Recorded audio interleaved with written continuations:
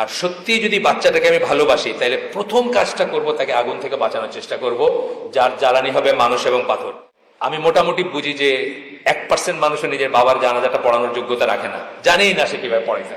আমরা আমাদের যাদের ছোট ছোট বাচ্চারা আছে, একটু আগে আমি এক ভাইয়ের বাসায় বসেছিলাম, তার ছোট বাচ্চাটা আসছে, আবদার করতেছে, তাকে কোলে নিলেন, কত আদর করলেন। মানে আমাদের সবাই মায়া থাকে, সবাই আদরের ব্যাপার থাকে। আমরা সেই ছোট বাচ্চার নরম হাতটা নিয়ে গালে লাগাই, আমাদের ভাল লাগে।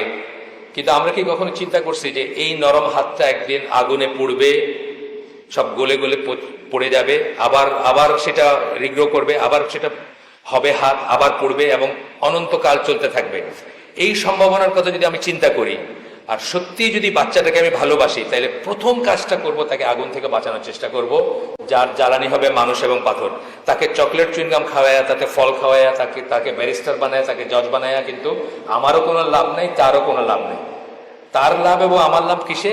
তার লাভ হচ্ছে যদি তাকে আমি জাহান্নামের আগুন থেকে বাঁচাইতে পারি, অর্থাৎ ইসলামের শিক্ষায় বড় করতে পারি, আকীদা মানহাজ শুদ্ধ করে বড় করতে পারি, তাহলে তার লাভ। আর আমার লাভ হবে যে আমি মরলে অন্তত জানাজাটা পড়াইতে পারবো।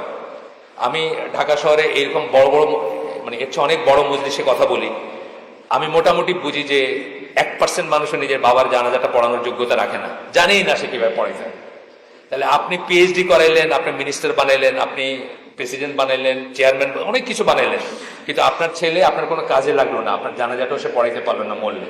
তা আমরা অন্তত নিজের লাভ হবে ওইটুক যে আমার ছেলে আমার জানাজাটা পড়াবে, শুদ্ধভাবে পড়াবে, ইত্যাদি।